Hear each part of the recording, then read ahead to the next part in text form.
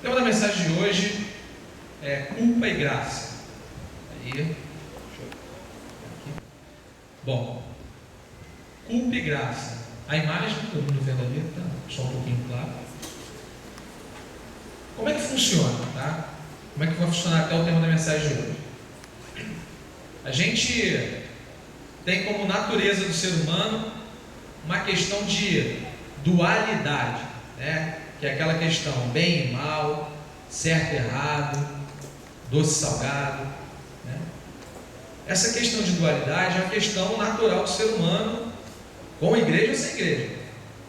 Só que na igreja a gente tem essa questão explícita na culpa e na graça, tá? Antes de começar, a gente precisa entender o que é culpa, né? Para a gente, sempre que a gente tenta entender alguma coisa, a gente tem que chegar na raiz daquela coisa ali, né? Então a gente tem que primeiro entender o que é culpa.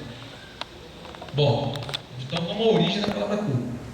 A palavra culpa, ela vem do latim culpa ou culpus, tá? Só que acontece, a Bíblia, ela não foi escrita em latim. Isso aqui, senão a maioria, quase a maioria sabe disso.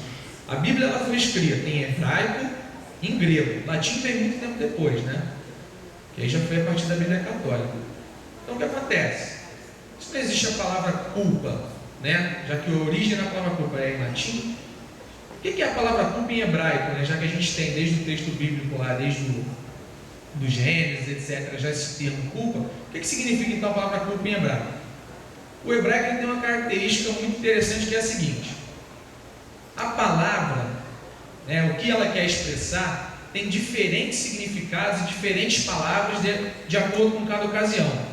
Por exemplo, aquela primeira palavra, Yetzirah, ela significa tendência para o mal, tá? Ou seja, se eu falo assim, pô, aquele cara ali, ele tem assim, uma tendência para o mal, eu usaria a palavra Yetzirah. Agora, se eu quiser falar o pecado mais no sentido como a gente conhece, que é errar o alvo, etc., seria o hatá, né? Seria o errar o alvo, como atirar uma flecha fora do alvo. É a palavra hatá em hebraico. E tem também a palavra avon, que significa iniquidade. Alguém aqui vende avon? Levantou a mão? Ó, fica calmo que não tem a ver com avon, o cosmético, tá? Não tem nada a ver. O dono da empresa Avon, ele era muito fã do William Shakespeare, tá? O que fez o Romeu e Julieta. Então, quem vende Avon pode continuar vendendo, não tem nada a ver. Muita gente aí fala, ah, não, ó, essa empresa então é do coisa ruim, mas não tem nada a ver. A palavra Avon em hebraico significa iniquidade, e aí o dono da empresa fez só uma homenagem lá para a cidade do William Shakespeare, que fica na Inglaterra. Bom, então vamos lá. A gente já entendeu que a origem da palavra significa, no caso do hebraico, a tendência para o mal, errar o alvo e iniquidade. As mesmas palavras que equivalem à palavra culpa.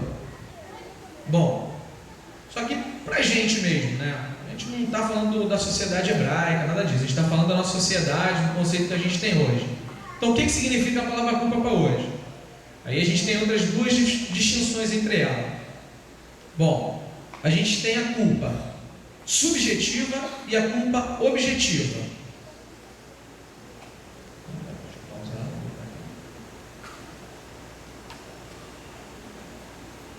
Bom, o que seria a culpa subjetiva? A culpa subjetiva é aquela culpa que a pessoa sente por ela mesma, tá? É aquela culpa que quando você faz, você fica com remorso, cabeça inchada, você não consegue pensar em outra coisa. Eu vou pegar um texto, está em Gênesis, todo mundo abrindo aí, Gênesis 3, versículo 1. Todo mundo aí? Versículo 1. Gênesis 3, versículo 1 vai falar sobre o momento da queda do homem, tá? Até então o homem vivia em harmonia com Deus no jardim do Éden. Tinha acesso a tudo, a toda a criação, a todas as maravilhas de Deus, com exceção da árvore do conhecimento do bem e do mal e da árvore da vida eterna. Em Gênesis 3, 1, vamos ler aí todo mundo? Diz assim: ora, a serpente era o mais astuto de todos os animais selvagens que o Senhor Deus tinha feito. E ela perguntou à mulher: foi isto mesmo que Deus disse? Não comam de nenhum fruto das árvores do jardim?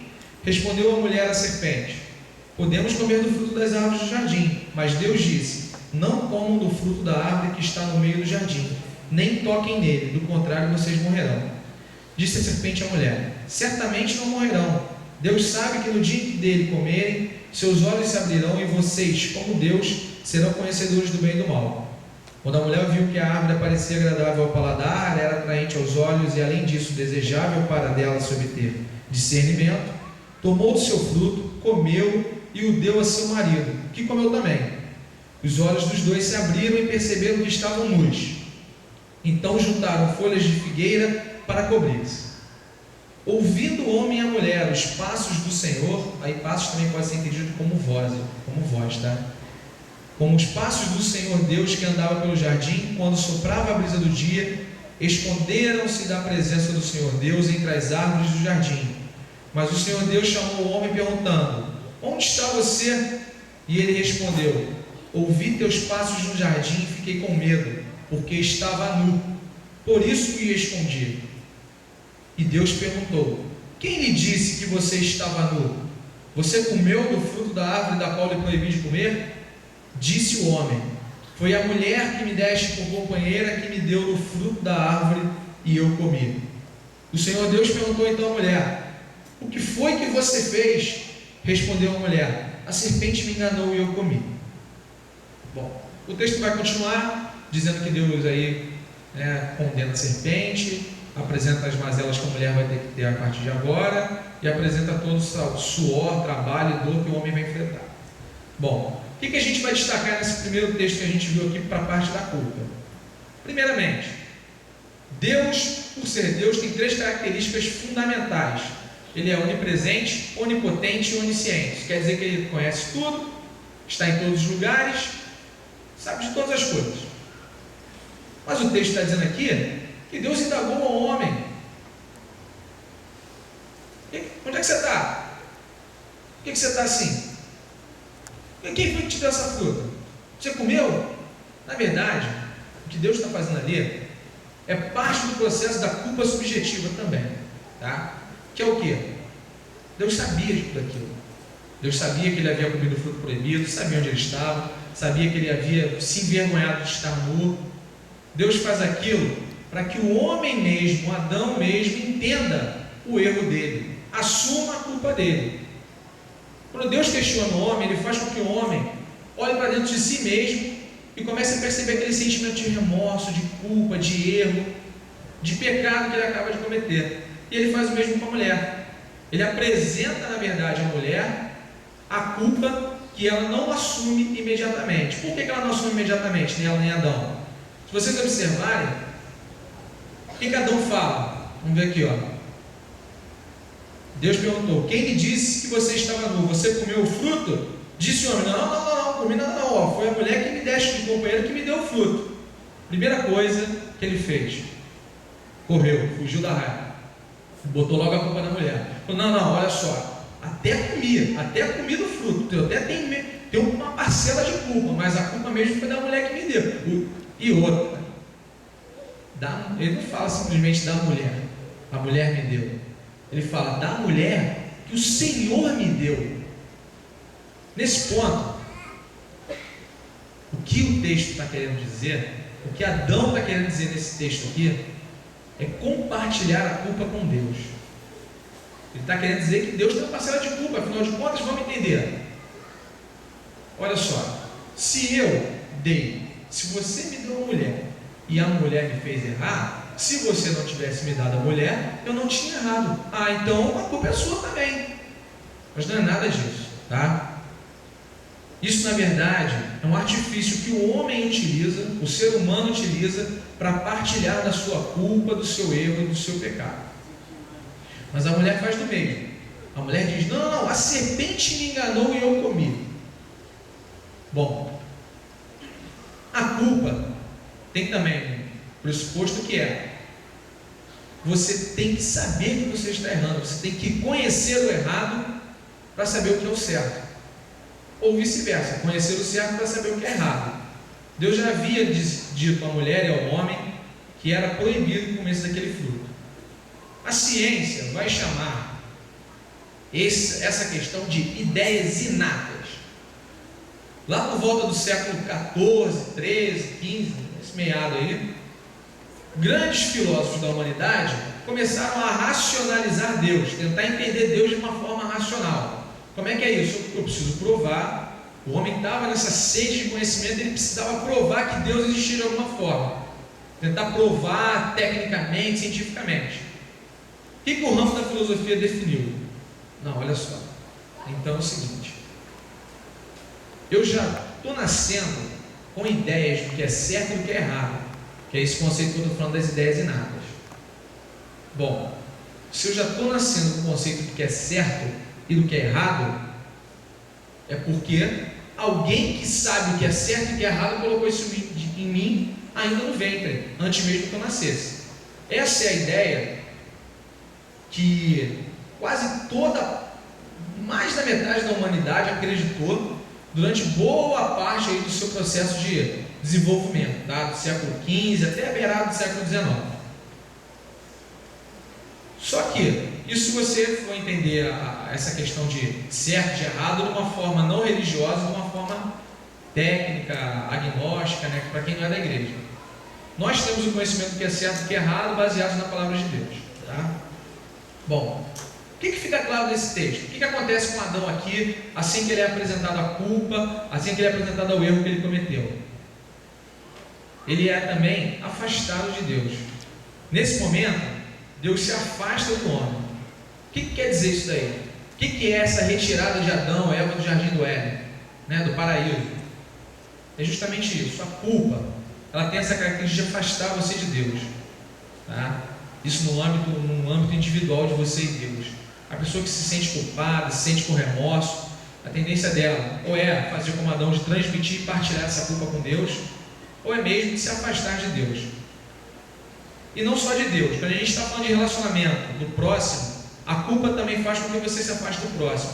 Quando você faz alguma coisa errada para alguém, por exemplo, o Gustavo, meu filho ali, sentado ali, se ele fizer uma malcriação para mim e souber que está errado, ele fica meio descabeado assim, de passar perto de mim, passa de cabeça baixa. Por quê? Porque ele sabe que ele fez errado. A culpa que está nele ali, mesmo que num âmbito bem pequenininho de fiz uma malcriação, etc., ele sabe que aquilo está errado, e aquilo afasta o relacionamento dele com o próximo, um relacionamento talvez de amor, de união, de parceria. Então a culpa, ela te afasta de Deus, nesse âmbito que eu estou falando subjetivo, tá? Que é, lembrando, é aquele âmbito individual, a sua culpa, tá? Quando você reconheceu a sua culpa, ele afasta você de Deus, do seu âmbito individual com Deus, e afasta você desse relacionamento ali com o próximo. Bom, aí tem outro tipo de culpa. Qual é o outro tipo de culpa? É a culpa objetiva. O que é a culpa objetiva?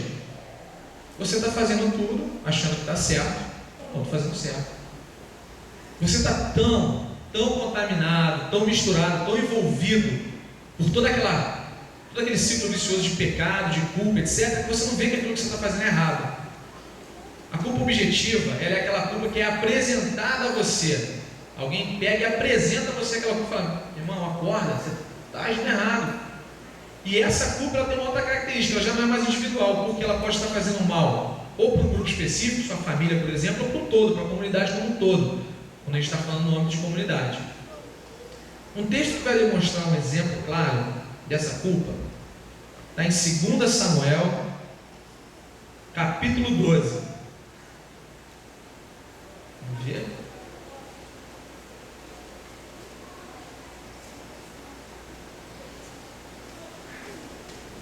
Todo mundo? Então vamos lá. Bom, aqui, só fazer uma introdução. Nesse pedaço aqui, para quem, acho que a maioria conhece a história de Davi, que um pouco antes enviou Urias lá para o campo de batalha, já tudo armado para que ele fosse morto, porque ele havia cometido adultério com Batseba. Então ele precisava de alguma forma ocultar esse adultério aí ali no meio do povo. Como é que ele queria fazer isso? Não, já sei, eu mato Urias morre no campo de batalha, e Batseba estava grávida, né?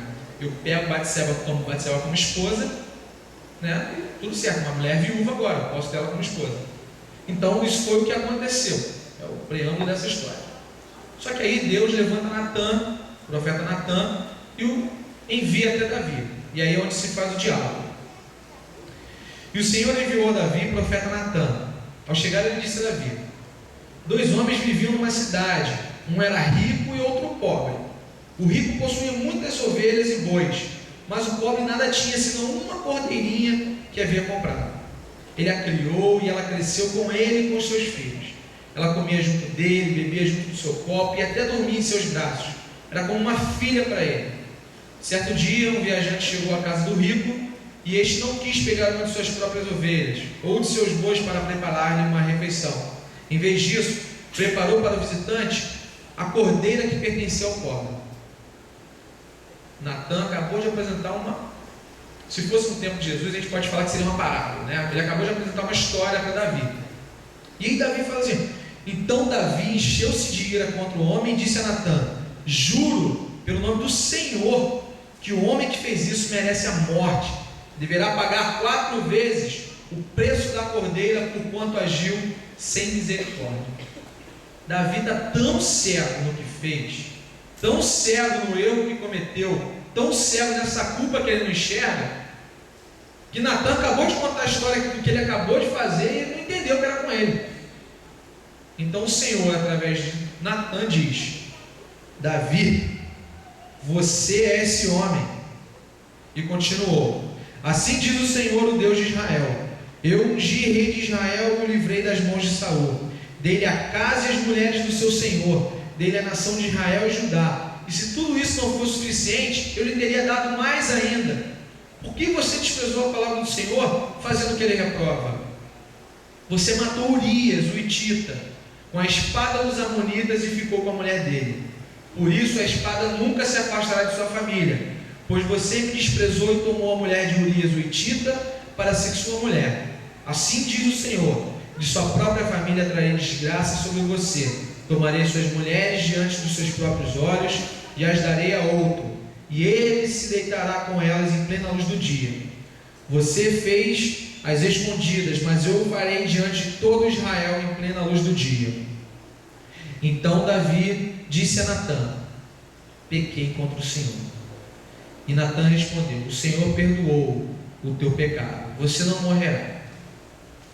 Bom, depois de tudo isso, aí ele já ouviu na cara, né? Falou assim: Davi, esse homem é você, esse homem que roubou, esse homem que fez tudo isso de errado, esse homem é você. Aí Davi reconhece o erro dele, aí a culpa cai sobre ele. Aí fala: Senhor, eu pequei. A partir desse ponto, né, o Natã até vai dizer que você não morrerá.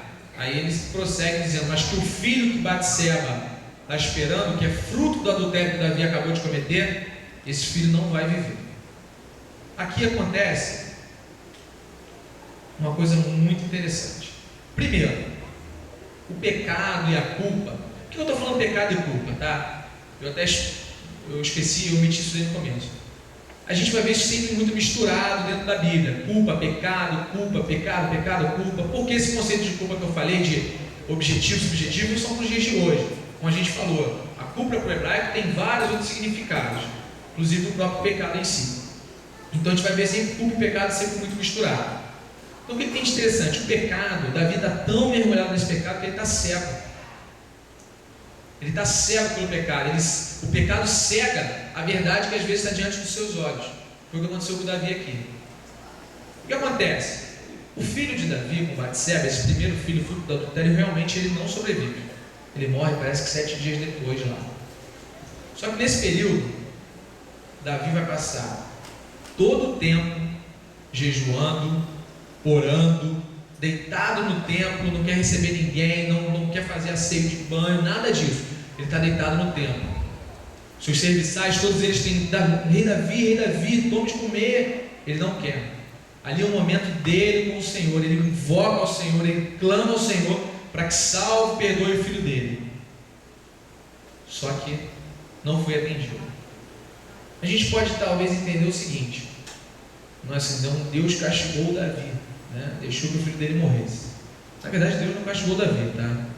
Só se conduziu fruto e o final de tudo aquilo que ele cometeu de errado, de todo o pecado dele. Davi depois foi abençoado ainda com Batseba, com um filho que foi maravilhoso para o povo de Israel. Foi Salomão, né? Davi teve depois com Batseba Salomão, que para muitos foi até maior rei do que Davi. Bom, o que aparece aqui? Aparece já um fragmento de algo muito maravilhoso, que é a misericórdia de Deus. Natan encerra todo esse trato com Davi dizendo: mas Deus te poupará, você não morrerá. Aqui já é a misericórdia de Deus alcançando Davi.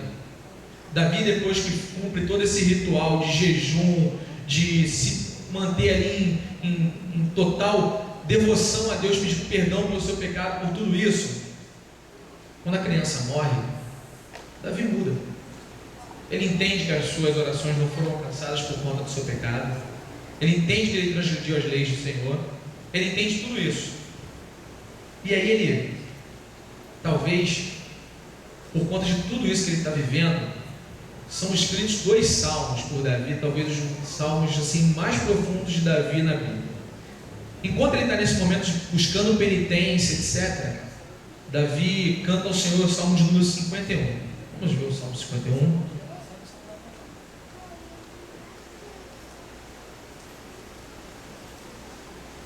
Esse salmo, Davi, segundo os estudos bíblicos, Davi compôs realmente enquanto estava nesse momento de pedir perdão a Deus pelo seu pecado. Salmo 51 diz assim: para o mestre de música, salmo de Davi, escrito quando o profeta Natan veio falar com Davi depois que ele cometeu o adultério com Batseba. Tem misericórdia de mim, ó Deus, por teu amor, por tua grande compaixão, apaga as minhas transgressões, lava-me de toda a minha culpa e purifica-me do meu pecado. Pois eu mesmo reconheço as minhas transgressões e o meu pecado sempre me persegue. Contra ti, só contra ti pequei e fiz o que tu reprovas, de modo que justa é a tua sentença e tens razão em condenar-me. Sei que sou pecador desde que nasci, sim, desde que me concebeu minha mãe. Sei que desejas da verdade no íntimo do coração, me ensinas a sabedoria. Purifica-me com ensopo e ficarei puro. Lava-me mais branco do que a neve serei. Fazei-me ouvir de novo júbilo e alegria, e os ossos que esmagaste exultarão. Esconde o rosto dos meus pecados e apaga todas as minhas iniquidades. Cria em mim um coração puro, ó Deus, e renova dentro de mim um espírito estável. Não me expulses da tua presença, nem tires de mim o teu Santo Espírito. Devolve-me a alegria da tua salvação e sustenta-me com um espírito pronto a obedecer. Então ensinarei os teus caminhos aos transgressores, para que os pecadores se voltem para ti. Livra-me da culpa dos crimes de sangue, ó Deus, Deus da minha salvação, e a minha língua clamará a tua justiça. Ó Senhor, dá palavras aos meus lábios, e a minha boca anunciará o teu louvor. Não te deleitas em sacrifícios, nem te agradas em holocaustos, senão eu os traria. Os sacrifícios que agradam a Deus são um espírito quebrantado, um coração quebrantado e contrito. Ó Deus, não desprezarás. Por tua boa vontade, faze Sião prosperar. Ergue os muros de Jerusalém. Então te agradará dos sacrifícios sinceros, das ofertas queimadas e dos holocaustos. E novilhos serão oferecidos sobre o teu altar. Não sei se vocês conseguiram perceber a grandeza do salmo que Davi acaba de escrever. Davi reconheceu o seu pecado ali naquele momento de intimidade dele com Deus. E o que Davi vem dizer aqui durante o salmo é justamente aquilo que a gente viu lá com Adão. Davi clama que o Senhor não o afaste dele. Davi clama porque ele entende que o pecado e a culpa o afastavam cada vez mais do Senhor. Bom, a história continuou, a gente viu aqui, o filho de Davi faleceu, aquele filho dele morreu. E quando o filho dele morre, o que Davi faz? Entra em prantos, piora aquela situação? Não. Ele ouve lá o burburinho que está acontecendo lá no palácio, que os serviçais estão comentando, ele chega: o que aconteceu? Meu filho morreu, né? E aí o pessoal, assim, morreu, realmente morreu. Daí ele pega, se lava, se prepara e cumpre todo aquele ritual de ir lá, velar o filho dele, tudo isso. Também nesse momento, Davi escreve um outro salmo fantástico. É o salmo de número 32.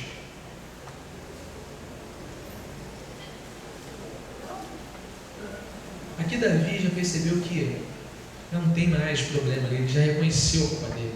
Ele já acabou. Durante o salmo ele diz: Senhor, meu coração agora está quebrantado, contrito, porque eu reconheço que eu errei.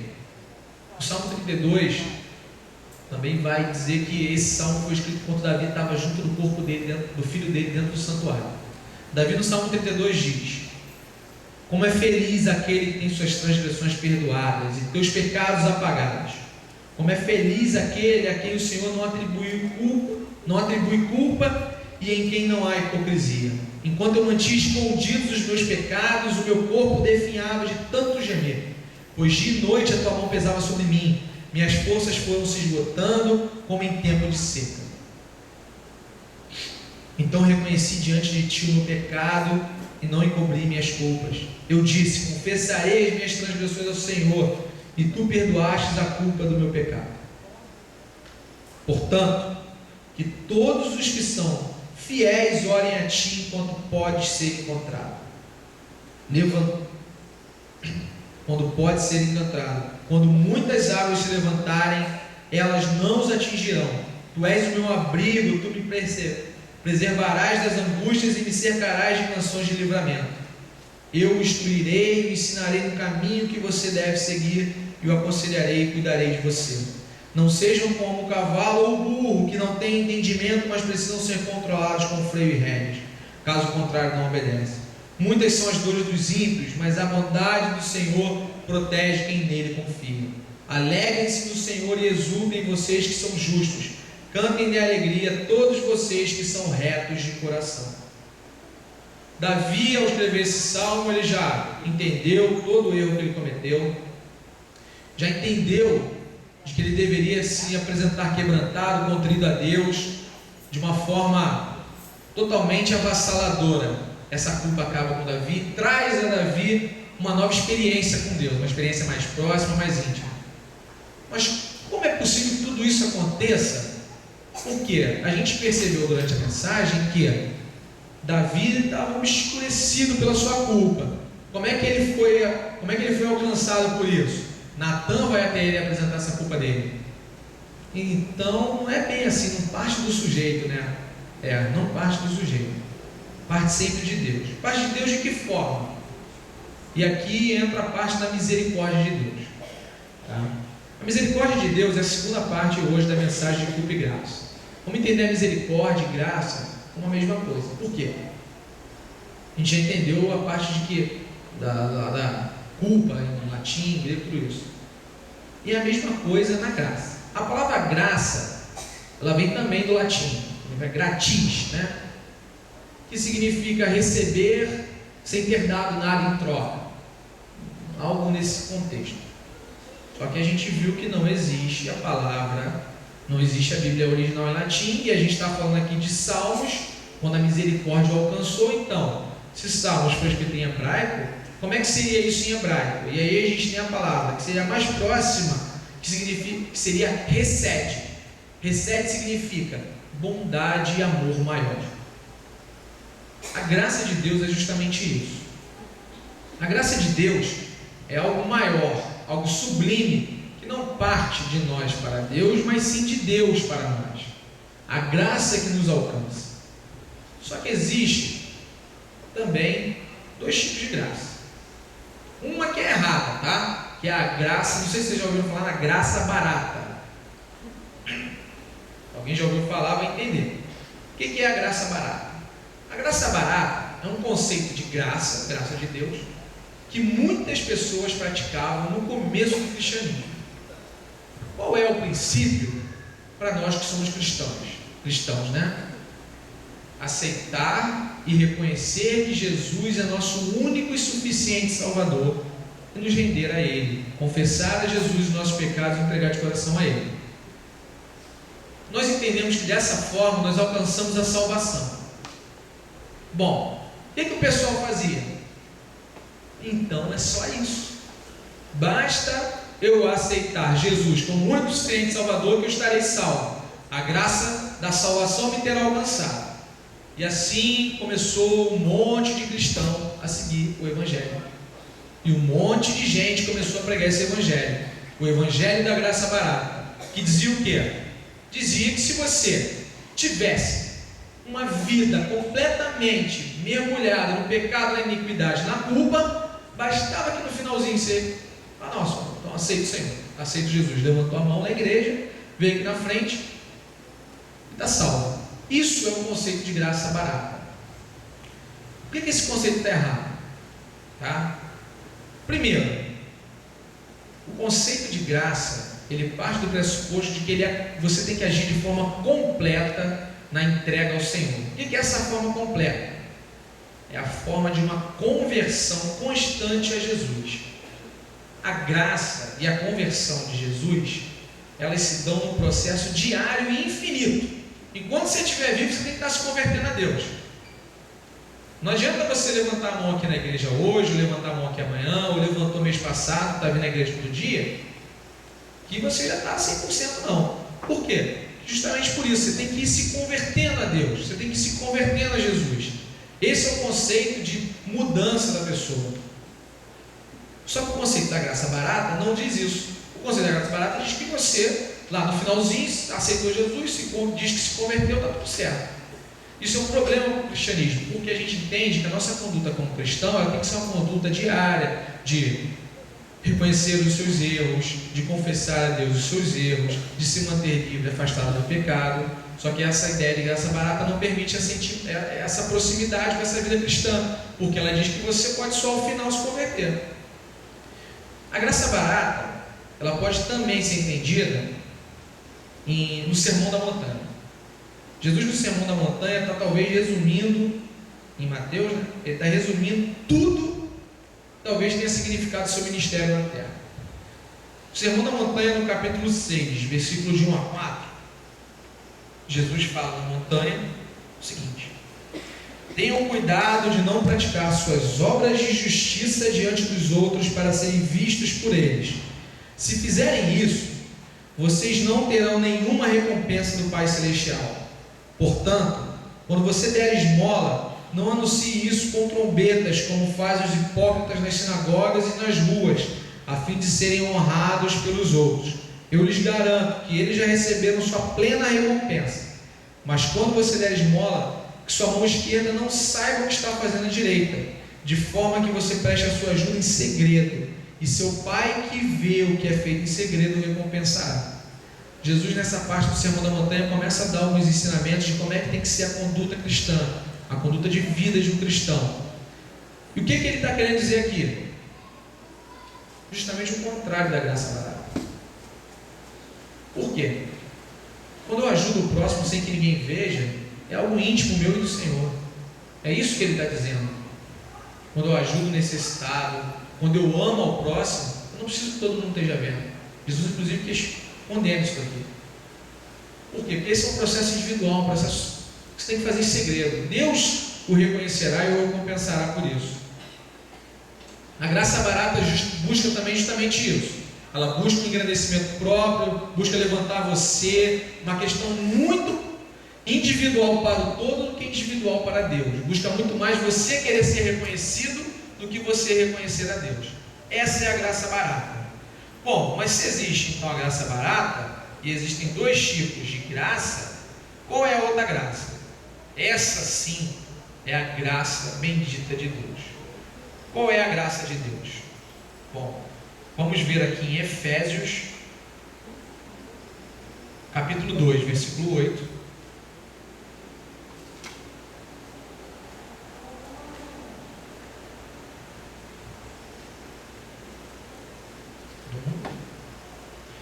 Efésios capítulo 2, versículo 8 diz: pois vocês são salvos pela graça, por meio da fé, e isto não vem de vós, é dom de Deus, não por obras, para que ninguém se glorie, porque somos criação de Deus realizada em Cristo Jesus para fazermos boas obras.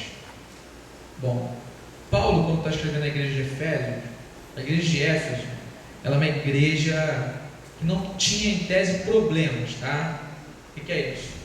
Geralmente as cartas de Paulo estavam sendo escritas para as igrejas da época, no nascimento do cristianismo, justamente para direcionar as igrejas e corrigi-las, porque elas estavam tomando caminhos e entendimentos errados do que era o trabalho de um cristão. Paulo, quando está escrevendo para a igreja em Efésio, o que ele está querendo dizer aqui? Ele está dizendo o seguinte: Isso aqui já é uma elevação do entendimento do que é a vida cristã. Eles não estavam cometendo nenhuma deturpação do que era o texto bíblico, não estavam fazendo ensinos errados da palavra de Deus. Paulo aqui já começa a apresentar a eles um conceito novo, que é esse conceito justamente da graça. É a graça de Deus que vem até ele.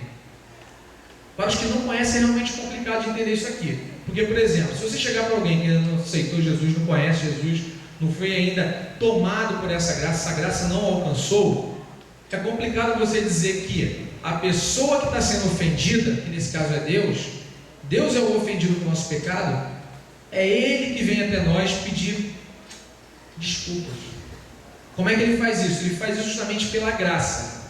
Deus, quando permite que a graça te alcance, que a graça chegue até você, Ele está justamente chegando a você que está sujo do pecado, sujo da iniquidade, cheio de culpa, cheio de coisa errada, e está lhe oferecendo a chance de salvação. A graça de Deus, ela permite que a santidade de Deus se misture com um ser humano que não tem nada de santo. A mão santa de Deus, que é estendida pela graça, ela não é estendida para te apontar e te acusar. A graça de Deus veio com uma mão santa de Deus para te acolher, para te estender a mão e para te ajudar. Um belo exemplo da graça de Deus é próprio Deus encarnado em Jesus. Ele que culpa nenhuma tinha, morreu pela culpa de todos. Jesus, em Lucas, capítulo 10, versículo 30 ao 35, vocês não precisam nem procurar na Bíblia, que é uma passagem muito conhecida, que é a passagem do bom samaritano. O que acontece aqui? Jesus acaba de falar sobre os maiores mandamentos, que eram amar ao próximo, etc. E aí, um judeu conhecedor da lei, aquele povo que tinha naquela época, chegou e falou assim: Senhor, mas quem é o meu próximo? Ele queria saber, já que eu tenho que amar ao próximo. E aí Jesus traz a parábola do bom samaritano. A parábola do bom samaritano vai dizer assim: e respondendo Jesus disse: descia um homem de Jerusalém para Jericó e caiu nas mãos dos salteadores, os quais os despojaram, espancando-o, se retiraram, deixando-o meio morto. E ocasionalmente descia pelo mesmo caminho certo sacerdote, e vendo-o passou de largo. E de igual modo também um levita, chegando naquele lugar e vendo-o passou de largo. Mas um samaritano, que ia de viagem, chegou ao pé dele e vendo-o, moveu-se de íntima compaixão, e aproximando-se, atou-lhe as feridas, deitando-lhes azeite e vinho, e pondo-o sobre o seu animal, levou-o para uma estalagem e cuidou dele. E partindo no outro dia, tirou 2 dinheiros e deu-os ao hospedeiro e disse: cuida dele, e tudo que mais gastares eu te pagarei quando voltar. Por que o samaritano? Eu já falei isso aqui outras vezes, vocês certamente ouviram, eu vou bater na mesma tecla. Os judeus e os samaritanos, eles eram rivais. Hoje a gente teve a final de um campeonato de futebol, era mais ou menos isso, as duas torcidas rivais ali. Jesus, quando traz a ideia do samaritano, o que ele está querendo dizer nessa parábola? 2 coisas. Primeiro, ele está querendo dizer que o próximo pode ser até mesmo o seu próprio inimigo. O samaritano, ele não só ajudou, a mensagem quer dizer algo mais aqui, ele não só ajudou o homem que estava ferido, o judeu ferido. O que ele fez? Ele levou para uma estalagem, uma hospedaria, da onde todos eram judeus. Imagina o seguinte: jogo lá do Flamengo e do Vasco hoje, um torcedor vascaíno está caído todo machucado no chão, o flamenguista pega ele no colo, corre com ele para a UPA. Quando chegar na UPA, a primeira coisa que vocês acham que todo mundo vai pensar: esse cara que bateu nele, porque ele é flamenguista, porque está no colo dele vascaíno. Aí se tiver um monte de vascaíno dentro da UPA, vai querer fazer o quê? Bater no flamenguista, pô. Ó, você pegou o vascaíno aí. Então, o samaritano, Jesus está dizendo o seguinte: vale a pena até mesmo arriscar a própria vida para ajudar o próximo, para amar o próximo. O samaritano arriscou a própria vida dele. Ele podia muito bem chegar na estalagem e ser acusado de ter feito aquilo com um judeu. Jesus está dizendo outra coisa também nessa passagem. Jesus está dizendo: eu sou o bom samaritano. Por quê? Ele veio salvar a todos, mesmo até os gentios que sequer o aceitavam e queriam. Veio para salvar os judeus que sequer o aceitavam e queriam. Veio para salvar a todos. Jesus é o samaritano. Ele se entregou. E essa entrega é talvez a graça maior de Deus para nós. Em Romanos, capítulo 5, do versículo 20 ao 21, diz assim: veio, porém, a lei para que a ofensa abundasse. Mas onde o pecado abundou, superabundou a graça, para que assim como o pecado reinou na morte, também a graça reinasse pela justiça para a vida eterna, por Cristo Jesus, nosso Senhor. Bom, a lei, veio, porém, a lei para que a ofensa abundasse. Como assim? Trouxeram a lei para ter mais coisa errada? Você pode voltar aqui para mim, por favor? É isso mesmo. Por quê? Como eu falei lá no começo, você só entende o que é o certo ou errado se você tiver um parâmetro para dizer o que é certo e o que é errado. É justamente isso. A lei veio para que todo que tivesse pecado ou pecando entendesse que estava pecando, cometendo alguma infração. Mas onde abundou o pecado, superabundou a graça. De que forma? Através da vinda de Jesus, o Salvador. Eu vou fazer uma demonstração para vocês aqui agora. Fica sempre muito mais fácil quando a gente consegue demonstrar.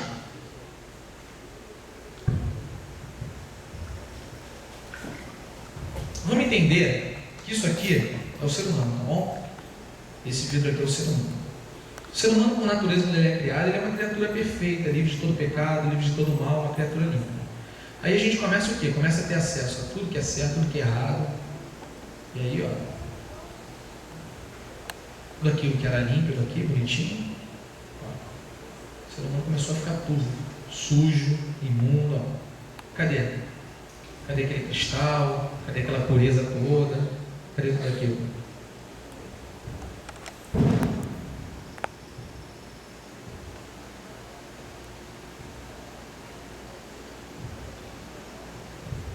Bom, mas o que o texto disse? O texto disse o seguinte: a lei veio para que a gente entendesse que isso aqui é errado. Mas o que veio após a lei e o que veio para dar oportunidade para que a gente se livrasse disso? Veio a graça. A graça de Deus nos alcançou.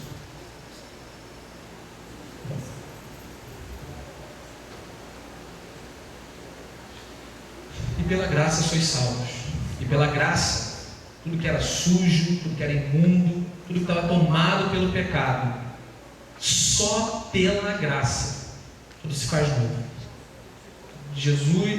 Paulo vai dizer aos Coríntios: todo aquele que está em Cristo, nova criatura é. Imagina que isso aqui é alguém que hoje tem Jesus. Agora superabundou a graça. Por mais que eu volte a ter pecado, jamais, onde superabunda a graça, o pecado volta a ter lugar. Bom, o processo é longo e demorado. Aqui não teve mágica, não teve milagre, não teve nada. Tudo que aconteceu nessa demonstração que eu fiz para vocês foi tudo um processo químico, reação química que a gente fez ali reproduzindo, para tentar transmitir justamente isso. Esse processo do ser humano, quando é tomado pelo pecado, toda essa limpeza que acontece com ele, de voltar a ser puro, tudo isso daqui é um processo longo, um processo demorado. Mas o final do processo é espetacularmente lindo, maravilhoso e novo. O ser humano que é tomado por graça, que é alcançado pela graça de Deus, ele é justamente o ser humano que Paulo diz aos Coríntios: o homem que agora com Cristo está, nova criatura é. Vamos curvar nossas cabeças nesse momento. Vamos orar a Deus. Senhor, obrigado, Senhor, porque a Tua graça nos alcançou, Pai. Obrigado porque somente por nós não nos chegaríamos a Ti de forma suficiente e satisfatória, Senhor. Obrigado pela Tua misericórdia, Pai. Obrigado por se fazer carne, por pagar pela minha culpa e dos meus irmãos, ó Pai, para que eu e meus irmãos tivéssemos oportunidade de uma vida melhor e uma vida eterna, Senhor. Obrigado, Senhor, porque o Senhor, mesmo diante de todo o meu erro, todo o meu pecado, toda a minha iniquidade, Senhor, obrigado porque o Senhor estende sua mão santa. O Senhor se propõe a tocar em mim, que sou imundo, Senhor, com a tua mão santa, para me acolher e me ajudar, Senhor. Obrigado, Senhor, porque tua graça nunca falha, Senhor. Obrigado porque se eu entendo que eu não fui tomado pela tua graça, Senhor, é porque não era o momento, Senhor. Senhor, meu Deus, obrigado por nos dar experiências e conforto, Senhor, pela tua graça, Pai. Obrigado por demonstrar ela para nós das mais maravilhosas formas, Senhor. Desde o nascimento de uma nova vida, Senhor. Desde o irmão que se levanta no momento de dor para nos trazer consolo, Senhor. Obrigado pela oportunidade que temos de sermos nova criatura em Cristo Jesus, Senhor. Senhor, agora tende piedade, compaixão daqueles corações que ainda não foram tomados pela tua graça, Pai. Aqueles corações que, como hoje aqui nesse culto, nesse vídeo, estavam imundos, completamente obscurecidos pelo pecado, Senhor. Eles não tinham capacidade, Senhor, de entender que o Senhor é a graça. O Senhor é a maior graça de todas, Senhor. Obrigado, Senhor, porque o sangue que foi derramado na cruz, ao invés de sujar e manchar, Senhor, este sim me lavou e me tornou alvo como a neve, Senhor. Obrigado porque eu faço das palavras de Davi, Senhor, as minhas palavras, Senhor. Eu venho me apresentar a Ti como um coração contrito, Senhor, e arrependido de tudo que fiz de errado, Pai. Obrigado por levantar a cada um de nós aqui hoje, Senhor, e nos trazer à Tua casa, Pai, para louvar-Te e agradecer-Te pela Tua graça novamente, Senhor. Manifesta sobre nós pessoas que possam talvez mostrar coisas que temos feito de errado, Senhor. Demonstrar essa culpa objetiva que falamos aqui hoje, Senhor. Que culpa que muitas vezes nos cega diante do nosso pecado, Pai. Senhor, permita que essas pessoas sejam bocas do Espírito Santo, Senhor, que falem diretamente ao nosso coração a verdade que só o Senhor conhece, Pai. Senhor, obrigado por essa noite, Senhor. Obrigado por o Senhor ter tomado o controle de toda a situação que aconteceu aqui hoje, Pai. Obrigado porque o Senhor, acima de tudo, estava à frente, Senhor, para que nada acontecesse de errado, Senhor. Obrigado porque sabemos que o Senhor sempre está com essa igreja, Senhor Jesus. Obrigado porque sabemos que o Senhor sempre está conosco, Pai, nos momentos bons e nos momentos ruins, Senhor. Senhor, aproveita e peço que nesse momento, Senhor, Sua misericórdia, Sua graça estejam também com o casal Tiago e Ellen, Senhor. Eles estão se unindo em matrimônio para construir uma família cristã, Senhor.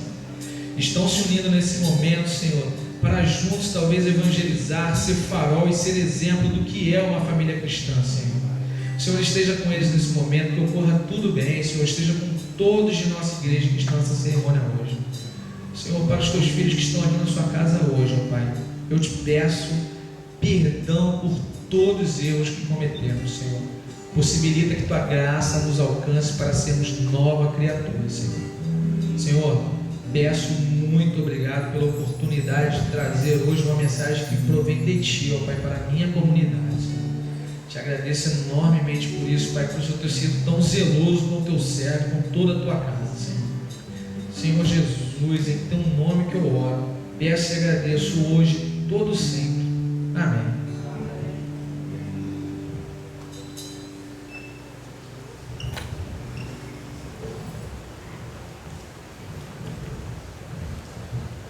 Amém, queridos. O Senhor continue abençoando o irmão seminarista Rodrigo Castelo Branco, toda a sua família. E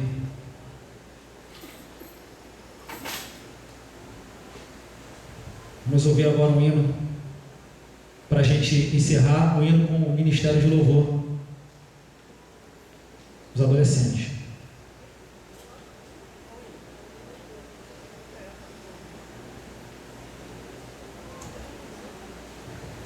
Enquanto o hino vai ser tocado, quero perguntar se tem alguém para aceitar Jesus nessa noite. Tem alguém que nunca aceitou Jesus e nessa noite